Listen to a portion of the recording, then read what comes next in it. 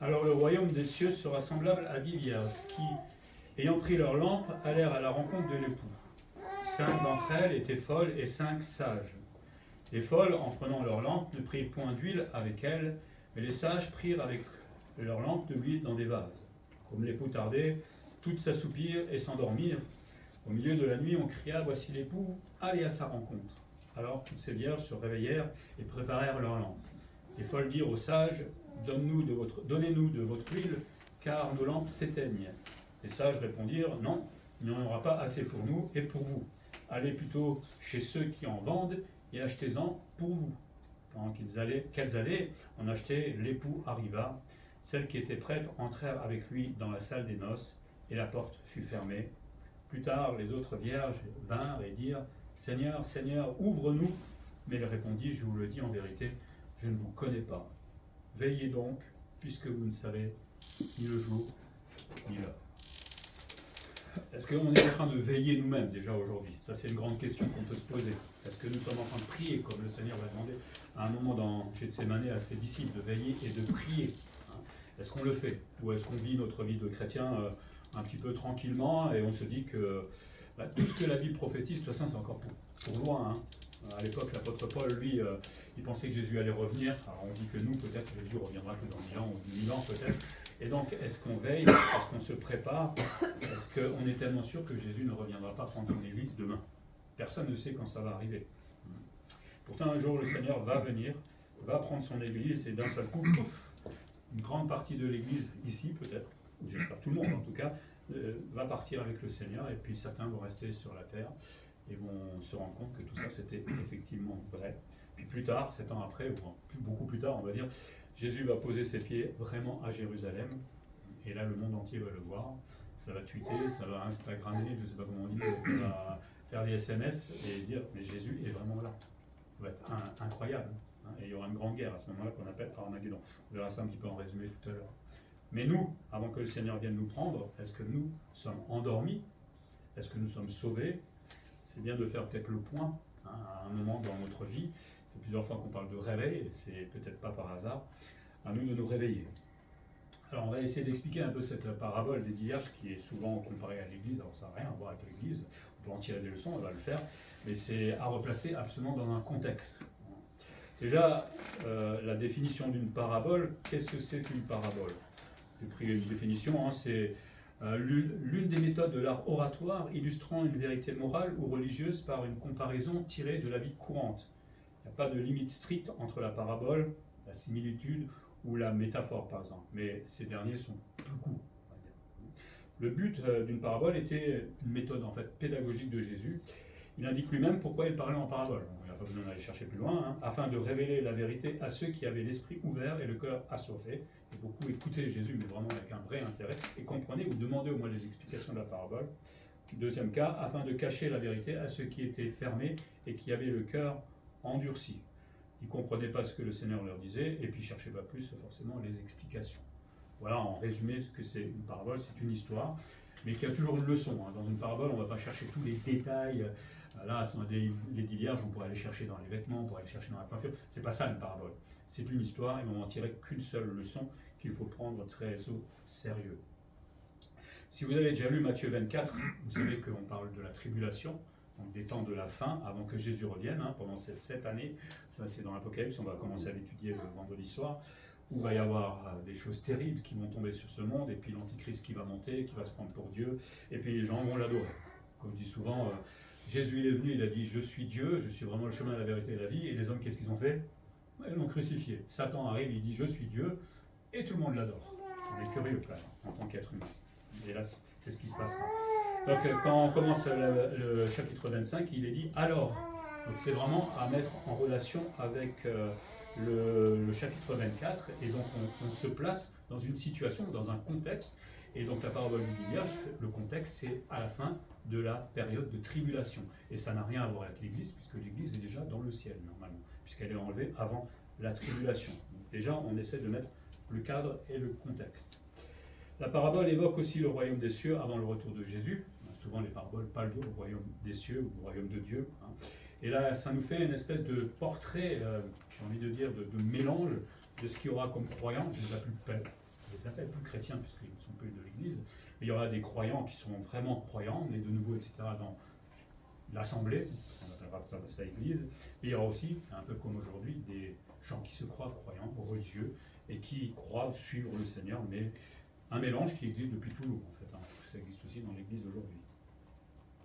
La parabole nous dit qu'il y a deux sortes de vierges qui attendent, en fait, Jésus.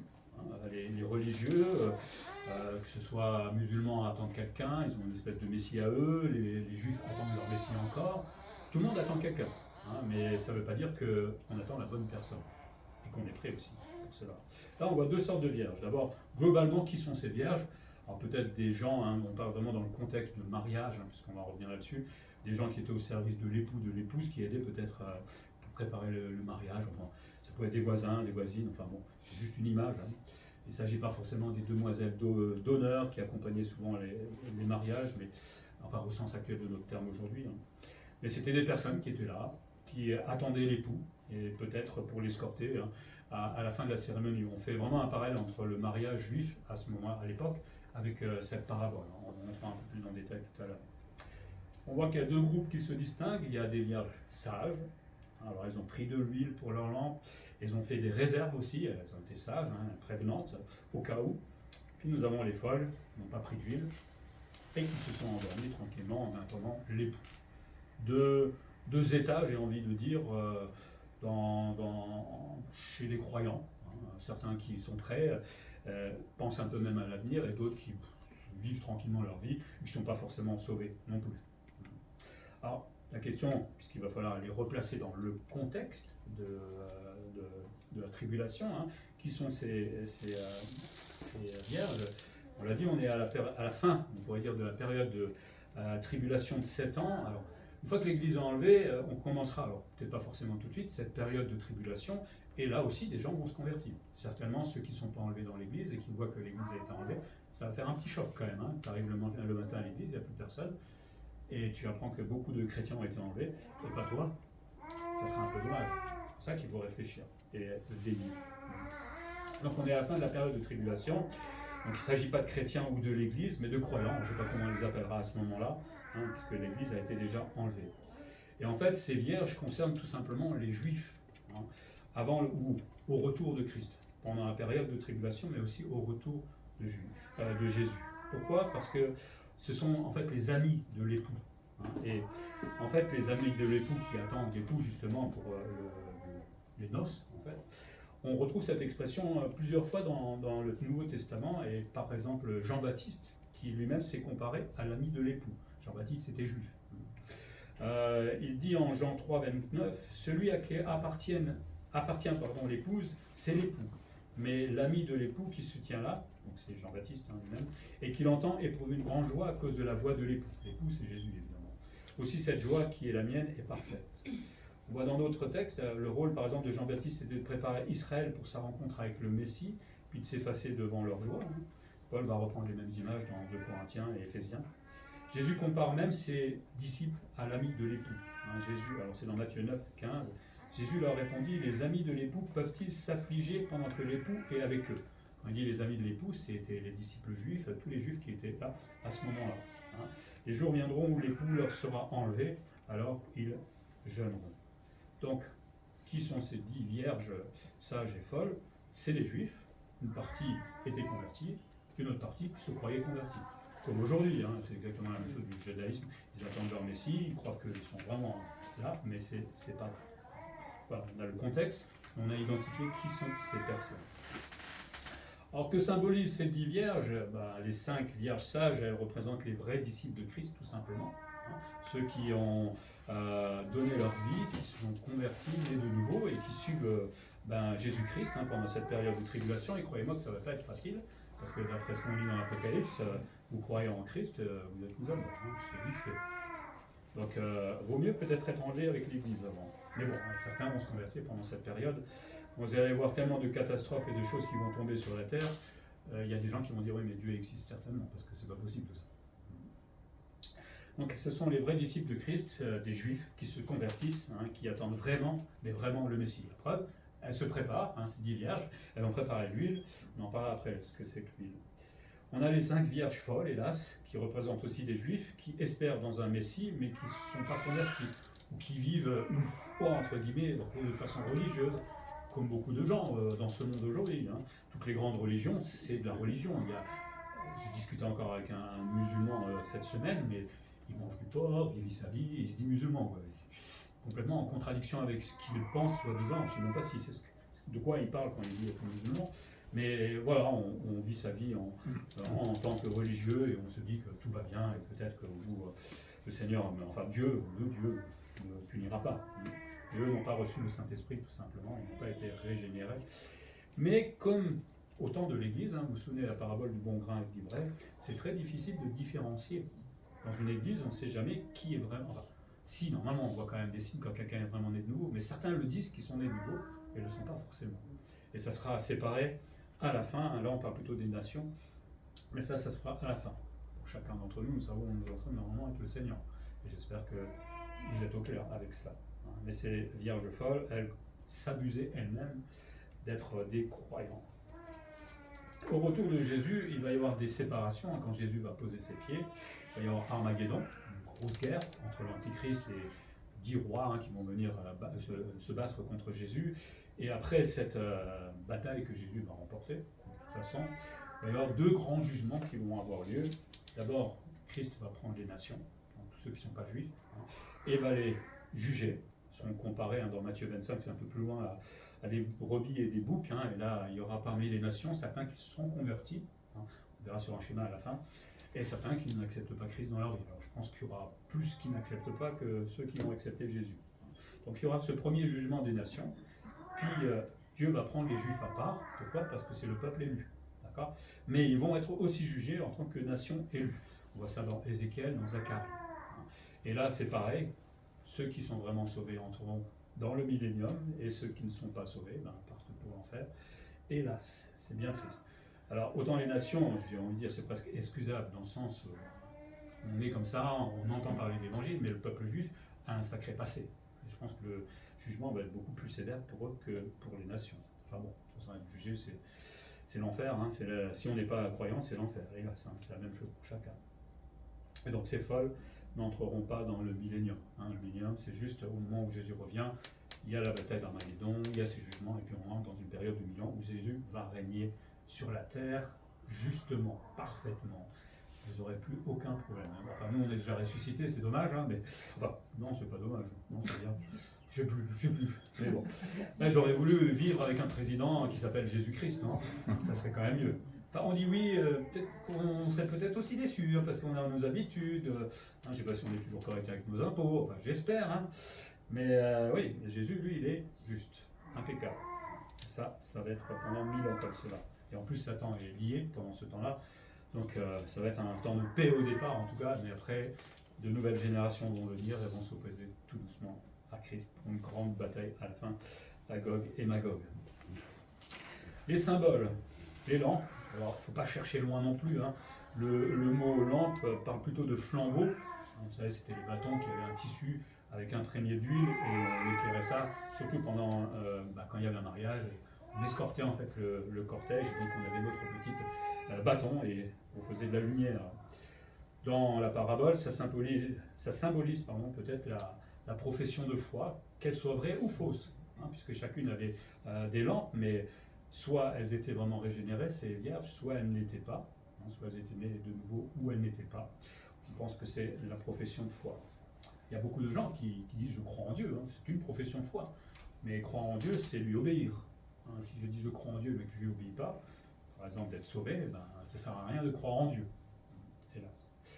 Beaucoup disent croire en Dieu, mais ne sont pas nés de nouveau, c'est-à-dire régénérés par le Saint-Esprit, passés par une vraie et authentique repentance.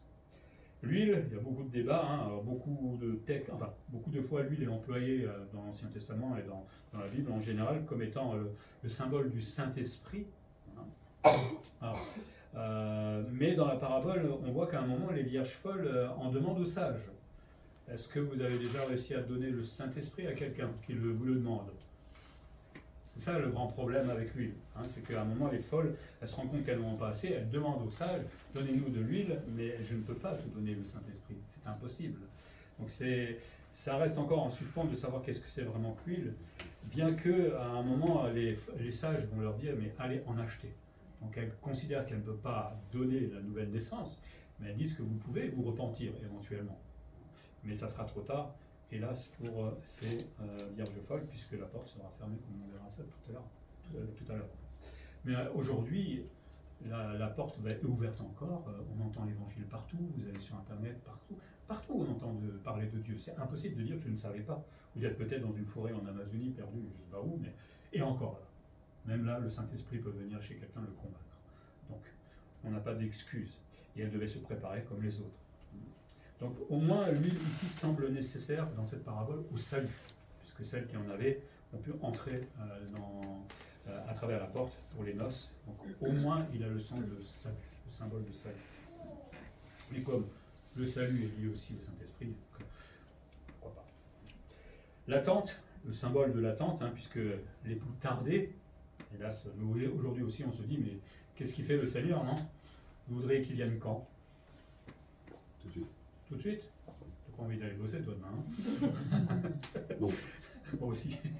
Oui, tout de suite, et comme ça, c'est réglé. En même temps, au fond de notre cœur, on se dit, oh, on va voir nos enfants grandir, peut-être, non? On a encore envie de... Et de toute façon, quoi qu'on ait envie, l'époux tarde. Alors, on sait dans la Bible que c'est pour que d'autres se convertissent, évidemment. Heureusement, il est patient. Mais un jour, sa patience sera finie et Jésus prendra son Église. Donc cette attente, c'est la période entre les deux venues de Jésus, tout simplement. Et personne ne connaît la date du retour de Jésus, ni quand il va enlever l'Église de Jésus-Christ. En attendant, les vierges de la tribulation sont comme les chrétiens aujourd'hui. Elles doivent veiller patiemment, mais sérieusement aussi. Et ne prendre pas prendre ça comme si ça arrivait dans 6 mois, ou dans 1 an, ou dans 30 ans. Ça peut arriver demain. Donc ces 10 vierges, on l'a vu, représentent des croyants, des faux croyants juifs, qui étaient en train, tout simplement, ou pas, on faisait semblant d'attendre le retour de Jésus-Christ ou leur Messie éventuellement. Et à un moment, l'époux vient. Donc on voit dans la parabole que l'époux revient au milieu de la nuit, il devait être certainement minuit, enfin, du moins, peut-être l'image, c'est plutôt de savoir que c'est à un moment qu'on n'attendait pas. On part le matin à travailler, et puis d'un coup, Jésus enlève l'église, ou Jésus revient. Donc, est-ce qu'on devrait être là par un autre tous les jours en train de se dire Jésus revient maintenant, est-ce que je suis prêt? Non, je ne pense pas. Au moment où on est prêt, si on est converti. Mais après, comment il va nous enlever aussi et dans quelle situation, c'est ça qui peut être gênant, éventuellement. Mais c'est d'être simplement dans l'attente, sans être paranoïaque. C'est-à-dire qu'il faut se préparer. Quelqu'un crie, voici l'époux, allez à sa rencontre. Alors, on ne sait pas très bien qui donne cet ordre. Est-ce que c'est Dieu lui-même? Je ne sais pas. Enfin, personne ne sait. Mais en tout cas, ça donne l'impression qu'il y a un grand bruit d'un seul coup qui réveille tout le monde. Et qui rappelle un peu le bruit de chapitre 24, où on parle justement de la tribulation, des signes terrifiants qui précèdent la venue de Jésus-Christ. Il y aura des bruits de guerre, il y aura des astéroïdes qui vont tomber sur la Terre, il y aura le feu, il y aura des choses horribles. Au milieu de la tribulation, les démons seront lâchés et ça va devenir vraiment une catastrophe dans ce monde, puisque maintenant le Dieu c'est Satan, donc ça va être ignoble. Vous dites que c'est terrible aujourd'hui? Rien du tout, c'est mignon. Alors imaginez ce que ça va être pendant cette période. Et à cause de ce grand bruit certainement, les 10 vierges vont se réveiller aussitôt. Et notez que c'est tout le monde qui se réveille. Ça veut dire que même les vierges sages se sont assoupis. Parce que quand on attend, à un moment, on est des êtres humains, on se laisse aller. Et c'est pour ça que de temps en temps, ça fait bien de dire, on se réveille et on reprend un peu le poil de la bête, comme on dit. Mais aujourd'hui, on est non seulement dans l'attente, mais on est aussi dans une période en France où tout va bien. Alors, on n'a pas trop de soucis, on n'est pas persécuté, comme en Inde ou ailleurs. Donc forcément, ça accroît encore plus notre assoupissement. Tout va bien, je n'ai pas trop de problèmes, j'ai ma foi, je peux venir à l'église tranquillement, et on s'endort de plus en plus. Et donc, ces dames, ces vierges qui sont réveillées, ont préparé leur lampe. Littéralement, elles mettent leur torche en état, pour commencer à éclairer tout simplement le cortège. C'est comme si chacune voulait montrer qu'elles étaient prêtes. Alors certains l'étaient, mais d'autres n'avaient que l'apparence, en fait, du vrai croyant, parce qu'elles s'abusent. C'est triste. Mais on voit une distinction entre vrais et faux croyants, et cette distinction, comme je l'ai dit tout à l'heure, elle se fera au retour de Jésus-Christ. Le Seigneur laisse croître tout ça ensemble. Ça aurait été bien de faire le tri avant, mais nous, on ne sait jamais. Donc, vaut mieux laisser faire Dieu. Lui, il fera mieux les choses que nous. Et là, les vierges folles qui étaient endormies, qui n'étaient pas sages, on se rend compte qu'elles n'avaient pas assez d'huile pour leur lampe.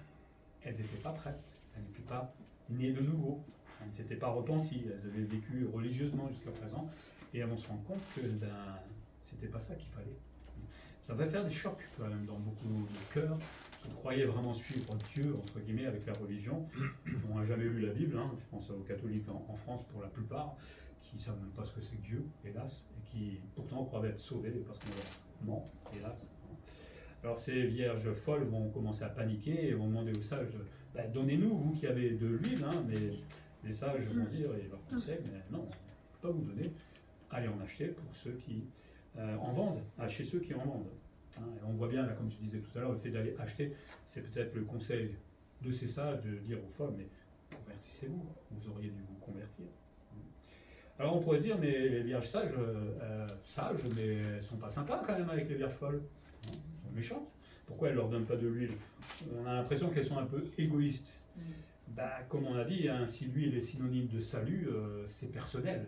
On ne peut pas le donner. On peut parler de son salut à quelqu'un, mais on ne peut pas le communiquer. Parce que si je pouvais le faire, je vais tout de suite dehors et je le donne à tout le monde. Je voudrais que tout le monde soit sauvé. François, on y va tous les deux. Si ça pouvait être comme ça serait génial. Et l'église serait remplie ce matin. Mais c'est pas comme ça que ça se passe. C'est personnel. Et ça ne se communique pas, hormis le fait de pouvoir communiquer la bonne nouvelle. Après, c'est une responsabilité personnelle et c'est un choix personnel que je dois faire. Et en même temps, ces sages nous apprennent qu'on ne peut pas compter sur la préparation des autres. Ça, c'est peut-être quelque chose pour nous en tant que chrétiens. Des fois, on se dit que comme les autres sont prêts, etc., nous aussi, ça va. Pas forcément. Quand on sera devant le tribunal de Christ, ça c'est pour l'Église, c'est pas parce que les autres étaient en avant ou avancés avec le Seigneur que moi j'étais prêt pour autant, ou que je ne vais pas être puni, entre guillemets, ou ne pas avoir récompense. Ne regardez pas les autres. Chacun est responsable pour soi-même devant le Seigneur. Et on doit se préparer soi-même. Ou ne pas préparer les autres. Il y en a qui aiment bien préparer les autres aussi. Et donc notre époux arrive, et donc durant ce temps, les folles sont allées acheter de l'huile, mais l'époux est déjà arrivé. Et là, c'est trop tard pour les vierges folles. Les sages étaient prêtes, donc les véritables croyants, ceux qui étaient vraiment sauvés, vont pouvoir entrer dans la salle des noces, et vont se réjouir avec le Seigneur. L'époux et l'épouse. Alors, on a un texte là, mais il y a des versions, par exemple une Bible syriaque qui date du IIe siècle après Jésus-Christ, ou la Vulgate qui est une version latine de la Bible, à partir du texte hébreu. Dans ces deux versions, il n'est pas écrit que l'époux est venu, mais l'époux et l'épouse. Et ça change beaucoup la donne en fait, parce qu'on se rend compte que Jésus va revenir à la fin avec l'Église, parce que l'Église est appelée aussi l'épouse de Christ. Et en même temps, on va faire la comparaison avec les coutumes juives de mariage. Alors, si on fait une comparaison avec les coutumes nuptiales hébraïques, l'Église doit se trouver au ciel avant la venue de Christ à la fin de la tribulation. Je vais vous expliquer pourquoi. Cette pensée en fait naît à cause des étapes du mariage juif. Une première étape dans le mariage juif concernait les fiançailles d'abord. Le fiancé allait se rendre chez le père de la fiancée, payer la dot et établissait un contrat de mariage. C'est comme ça qu'on faisait à l'époque. Deuxième étape, le fiancé retournait chez son père et vivait en fait séparé de sa fiancée durant 12 mois qu'il consacrait à préparer tout simplement la petite maison de madame et toutes les conditions de vie de sa future épouse. Ça serait sage de le faire des fois, ça encore aujourd'hui. C'est romantique en plus. La troisième étape était le moment où le fiancé revenait chercher en cortège sa fiancée voilée, à un moment qu'elle-même ignorait. Ça nous rappelle un peu quand Jésus va prendre son église, tout simplement. Et aussitôt les noces commençaient, et les époux vont s'éclipser 7 jours. Vous voyez, l'église est enlevée avant les 7 années de tribulation. Il y a vraiment un sacré lien entre les deux. Et l'église et l'époux vont consommer leur mariage. Alors ça, évidemment, c'est l'image pour nous là-haut. Et au terme de ces jours, ils reviendront tous, époux et épouses, aux yeux de tous, c'est-à-dire des amis de l'époux, tout simplement, et donc des juifs et des nations. La parabole des 10 vierges de Matthieu 25, à l'apparition du Seigneur auprès des vierges, venues pour l'accueillir, correspond donc à son retour de voyage de noces, donc à la fin de la tribulation, ou à la sortie de la chambre nuptiale, selon les coutume au terme des 7 jours. Et pour nous, c'est l'Église et Jésus qui revient au bout de 7 ans à la rencontre des amis de l'époux. En effet, l'époux ne va pas à la rencontre de l'épouse, mais à la rencontre des amis de l'époux. Souvent, on dit cette parabole parle de l'Église, 5 seront enlevés, 5 seront sauvés, 5 ne seront pas sauvés. Seulement, ça, c'est pas marqué. Il n'y a pas écrit que la moitié de l'Église sera sauvée ou pas. Ça, c'est une fausse théorie, en fait. Et donc, on voit que l'époux et l'épouse vont à la rencontre des amis de l'époux. Vous voyez donc le parallèle qu'on peut avoir entre ce mariage juif et ces 7 ans de tribulation, l'enlèvement de l'Église et le retour de l'époux et l'épouse vers les amis de l'époux. L'époux, Jésus, viendra avec l'épouse, l'Église. Et on sait qu'à la fin de la tribulation, il y aura les noces de l'agneau aussi dans l'Apocalypse. Et ensuite, ils vont descendre pour aller rejoindre ceux qui sont vivants. Il faut bien comprendre que le millénaire va commencer avec des gens vivants et des gens ressuscités. Je vais vous montrer un petit schéma tout à l'heure. Ça va faire un peu bizarre. C'est pas très compréhensible pour nous, mais Jésus, il était bien ressuscité au moment. Et donc, la preuve que c'est possible. Donc participeront aussi à ces noces de l'agneau, certainement avec l'Église, pourquoi pas les vierges sages, donc les Juifs et je pense aussi les nations qui sont sauvés, et tous les croyants certainement de l'Ancien Testament, de l'Église, vont être là pour festoyer avec le Seigneur. Tu peux me mettre le PowerPoint, s'il te plaît? On va résumer un peu tout ça parce que les images, des fois, c'est un petit peu mieux. Alors juste pour remettre un peu d'ordre, de nouveau, ça c'est la période de l'Ancien Testament, c'est tous les croyants, Abraham, David, enfin depuis Adam, jusqu'à la période de l'Église, ça c'est nous. Alors peut-être qu'on est situé là, avant qu'il y ait ces 7 années de tribulation, on ne rentrera pas dans le détail, c'est la période dont j'ai parlé tout à l'heure, il parle de l'Apocalypse, où au milieu de la tribulation, l'Antichrist se prendra pour Dieu. Et puis, on va revenir comme ça. Donc, avant, c'est pas forcément le jour avant le début de la tribulation, ça peut être 1000 ans avant, on ne sait pas exactement. Mais avant la tribulation, l'Église est enlevée, donc c'est les chrétiens des nations et les juifs aussi qui se convertissent aujourd'hui vraiment à Jésus-Christ, et qui vont aller festoyer, donc ça marche, ici aux noces de l'agneau, on voit ça dans l'Apocalypse 19. Puis Jésus va revenir, et pour cette fameuse bataille d'Armageddon, où il va être vainqueur, évidemment, au bout. Alors pour expliquer un peu ce qui va se passer dans ces 7 années de tribulation, on voit qu'on a ici les nations, puisque j'ai dit qu'il y aura un jugement pour eux. Dans les nations, il y aura des gens qui seront sauvés, des croyants, des vrais croyants, et il y en a qui sont perdus, comme pour les juifs, les 5 vierges sages et les 5 vierges folles. D'accord ?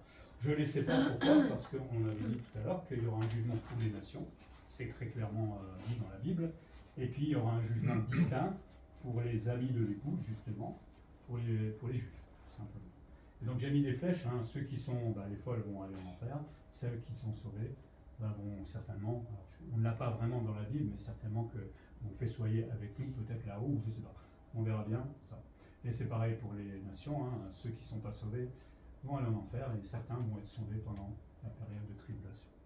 Ça va? C'est simple. C'est un centième de l'Apocalypse qu'on va faire. Tu peux revenir sur l'image, c'est bien. C'est juste pour que vous ayez un visuel. En tout cas, cette parabole nous rappelle que tôt ou tard, Jésus va revenir, mais d'ici là, les chrétiens vont s'assoupir. Nous, l'Église, les vierges aussi durant la période de tribulation, c'est naturel chez nous de nous assoupir. C'est pour ça que le Seigneur dit veillez, veillez et priez.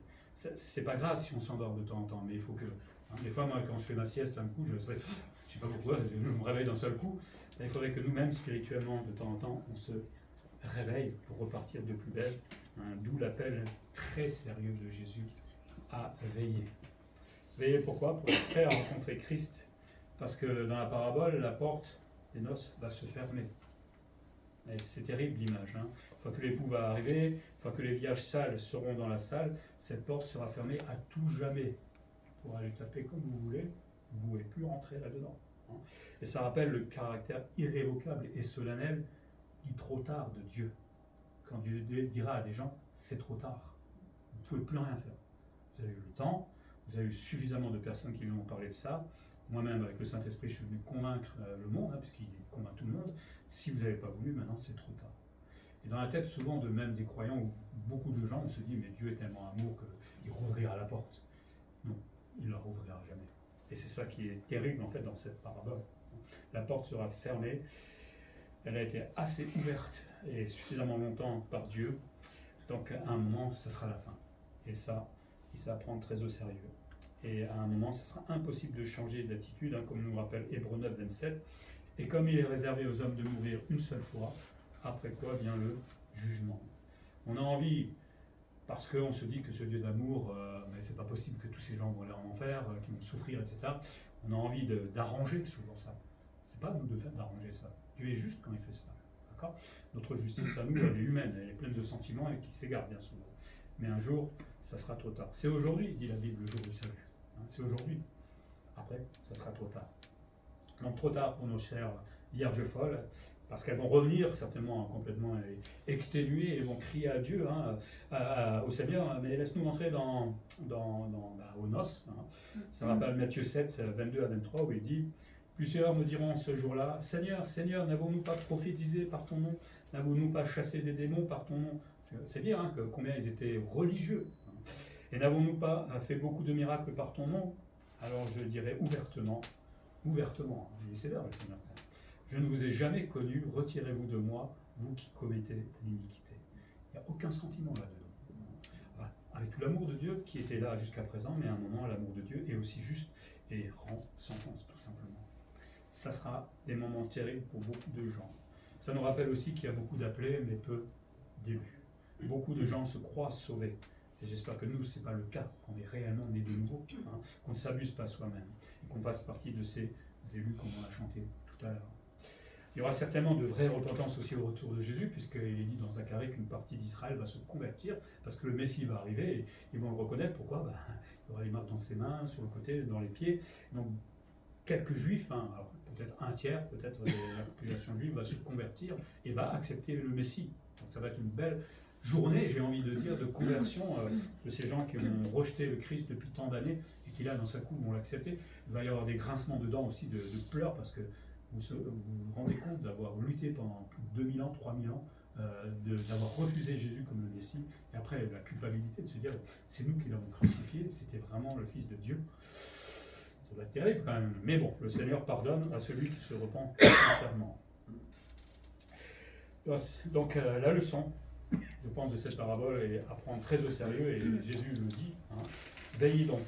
Ces deux mots qui me paraissent tellement simples, et pourtant tous ceux qui professent Jésus-Christ aujourd'hui devaient vivre comme s'il allait revenir à tout moment. À tout moment. Alors, ça nous laisse le temps de dormir, de travailler, de faire nos courses, mais dans notre coin, dans notre cœur, quelque part, dans un coin, c'est vrai, est-ce que je suis prêt? Est-ce que je me sers comme le Seigneur veut? Est-ce que je suis là à l'église comme il veut? Est-ce que j'ai une foi comme il veut? Enfin bref, où est-ce que j'en suis là? Si c'est pas correct, enfin, ça c'est à chacun de s'évaluer, ou demandez plutôt au Seigneur de vous évaluer, c'est peut-être mieux, parce que nous-mêmes on s'évalue très facilement bien, tout va bien. Si le Seigneur nous disait quelque chose, ça serait peut-être pas la même chose. Mais c'est bien de faire des fois le bilan, de s'arrêter. On arrive à la fin de l'année, mais pas besoin d'être toujours à la fin de l'année, de faire des bilans. Ça nous permettra d'être prêts. Alors déjà, si on est né de nouveau, ça va, on est prêt, mais peut-être que si je suis prêt, de me dire aussi qu'il faut que je m'investisse vraiment pour le royaume de Dieu. Vraiment. Pas laisser faire les autres toujours, mais m'investir. Pourquoi pas apprendre à l'école du dimanche? Je me dis, je ne suis pas capable, mais j'ai jamais essayé. Essayez. Apprenez à chanter. Il y en a qui essayent en ce moment. Apprenez à évangéliser. Apprenez. Si Jésus vient bientôt, ça veut dire qu'il va m'évaluer, et donc sur mon service aussi. Si j'ai les mains dans les poches tout le temps, le Seigneur aura ses mains dans les poches aussi, certainement. C'est vraiment le gros par contre. Et on perd beaucoup de temps aussi en tant que chrétien. Jésus revient demain. Pourquoi on perd du temps avec des choses terrestres? Peut-être on pourrait travailler moins, peut-être moins de loisirs, et peut-être plutôt s'occuper du royaume des cieux, ou s'occuper de notre chair. Tout ça, si Jésus revient demain, ça sert à rien en fait. C'est pas utile. Donc autant aller vers ce qui est vraiment utile, s'occuper de son Église. Le Seigneur dit, puisque nous ne savons ni le jour, ni l'heure de salut. Quelqu'un a une estimation à peu près? Quand on ne sait pas, quand votre facteur vous dit qu'il vient dans la journée, et vous prenez votre journée, et il ne sait pas à quelle heure il vient, qu'est-ce que vous faites? Vous êtes tout dans la fenêtre, parce que vous avez un super colis qui arrive, vous regardez tout le temps. Moi j'ai une caméra, donc ça va, mais j'ai trouvé des moyens, mais je regarde quand même. Mais c'est exactement la même chose avec le Seigneur. hein. Alors, sans être aussi parano qu'avec le facteur, ça c'est autre chose, hein. Mais est-ce que de temps en temps, on ne regarde pas au ciel un peu en se disant, ah, si le Seigneur venait aujourd'hui, est-ce que je suis prêt? Est-ce que je suis comme il voudrait que je sois? Et sachez qu'il y a beaucoup de signes aujourd'hui, hein. Alors, je ne suis pas un prophète qui prédit le retour de Jésus, loin de là, mais on sait quand même lire, et le Seigneur nous demande de regarder les signes, hein, dans Matthieu 24, qui précèdent son retour, signes de guerre. Il y en a plein aujourd'hui, hein. Le temple, qui doit être reconstruit pendant la tribulation, il y a tout qui est prêt aujourd'hui. Tout est prêt, à part l'emplacement de la mosquée qui nous embête un peu pour l'instant. Mais s'il n'y avait pas cette mosquée qui était là, je suis sûr que les Juifs seraient en train de monter le temple. Tout est prêt, hein. Ils ont même retrouvé les sacrificateurs, souverains sacrificateurs, avec les ADN, etc. Tout est prêt. Donc, le retour des Juifs aussi dans leur pays, ça s'était annoncé aussi. Il y a de plus en plus de Juifs, même en France, qui s'en vont, hein, pour retourner à Israël. Bref, il y a tellement de signes aujourd'hui qui sont flagrants que le Seigneur va venir bientôt. Je ne pourrais pas dire la date, hein, ni le temps, mais il va venir bientôt. En tout cas, on n'a jamais été aussi proche, comme disait Tony la semaine dernière, de son retour. Chaque jour, on est un peu plus proche. Donc, est-ce que nous sommes prêts à rencontrer notre Seigneur? En attendant, le Seigneur nous appelle à veiller. Veiller, c'est porter une attention stricte, active. C'est pas juste je veille, c'est actif. Je me mets au travail. Hein, j'essaie de mettre en place ce que le Seigneur veut que je mette en place. C'est pas vivre comme si tout allait bien. Tout va bien peut-être pour chacun d'entre nous en ce moment, mais dans notre cœur, ou peut-être dans nos luttes, etc., c'est peut-être pas le cas. Et donc, si je veille, je vais me mettre au travail. Changer mes attitudes, peut-être mieux servir, être plus présent, apprendre davantage de la parole de Dieu. Gethsémani, on l'avait dit, Jésus rajoute, veiller et prier. Hein, pourquoi prier? Pas pour nous. Enfin, on peut prier pour nous s'il faut changer, évidemment, mais prier pour les autres.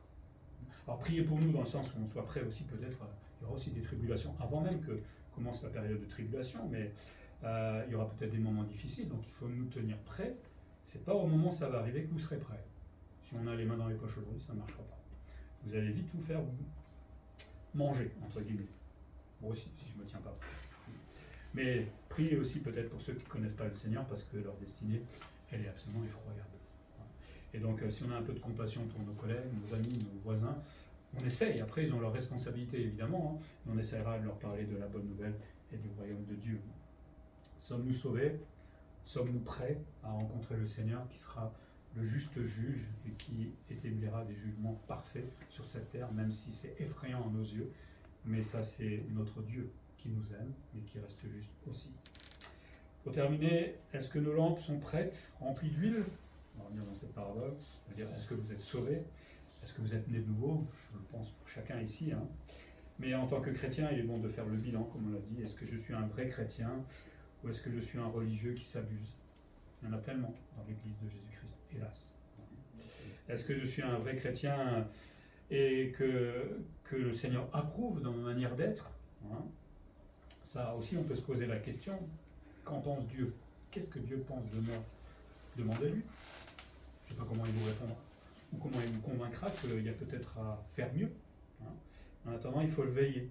Et veiller, c'est aussi se remettre en question régulièrement, pour que nous puissions être... Enfin, moi, j'aimerais bien être correct quand je rencontre Jésus-Christ. Je ne serai peut-être pas parfait, ça c'est sûr, mais pas dans le péché, par exemple.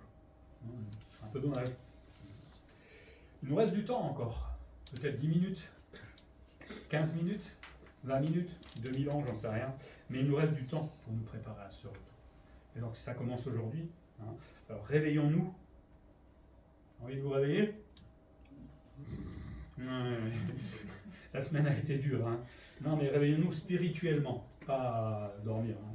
Et ça veut dire quoi, réveiller spirituellement? Ça veut dire faire le point. Seigneur, vraiment, voilà. Là j'ai envie de montrer ma vie. Montre-moi ce qui ne va pas, change ce qui ne va pas, tout simplement. Est-ce que je sers comme tu veux? Est-ce que je mets en place mon don dans l'église ou non? Alors montre-moi ce qu'il faut que je fasse. Ou venez me voir. On peut toujours avoir des idées. Est-ce que j'ai des nouvelles habitudes? Change-les, Seigneur. C'est pas toujours simple, je reconnais. On a des vieilles habitudes difficiles à enlever, mais change-les. Est-ce que enfin, on se comprend. C'est ça, veiller. Et comme on a le temps de changer et de se réveiller. En attendant, servons Christ, travaillons pour le royaume de Dieu et réjouissons-nous parce qu'un jour nous allons participer aux noces de l'agneau. Je serai peut-être assis à côté de Paul, François à côté d'Abraham, je ne sais pas. Qui voudra être à côté de qui, je ne sais pas. En tout cas, moi, c'est Paul. Personne n'aura le droit, à part moi. Mais vous vous rendez compte de ce que ça sera? On se réjouit pour tellement de choses, mais on ne pense pas à ces joies qui nous attendent, en fait. Ça va être un moment, mais en plus, on sera ressuscité, on aura pas mal, on pourra manger comme on veut, on ne va pas grossir. Enfin bon, on va arrêter les bêtises là, mais réjouissons-nous pour ces futures noces de Zaïre. On va prier. Seigneur, merci pour cette parabole qui nous rappelle, pas forcément à nous directement, de veiller, mais évidemment on peut en tirer la leçon pour nous aujourd'hui dans l'Église. Mais nous pensons à cette période de tribulation terrible qui attend ce monde qui vit tranquillement, les mains dans les poches, comme si rien allait se passer, mais un jour tu reviendras, Seigneur, et tu poseras tes pieds à Jérusalem, et ça sera un moment effroyable pour l'humanité, et de joie pour tous les croyants et chrétiens de ce monde. Il y aura aussi ces amis de l'époux, les Juifs, qui aujourd'hui, pour la plupart, te rejettent. Évidemment, certains t'acceptent, et ça, c'est notre plus grande joie, et permettre que d'autres encore acceptent que tu es le véritable Messie, le Fils de Dieu. Aide-nous à les évangéliser. Alors, il y en a qui se spécialisent là-dedans, mais c'est très simple de parler du royaume et de parler de salut à n'importe qui soit juif, musulman.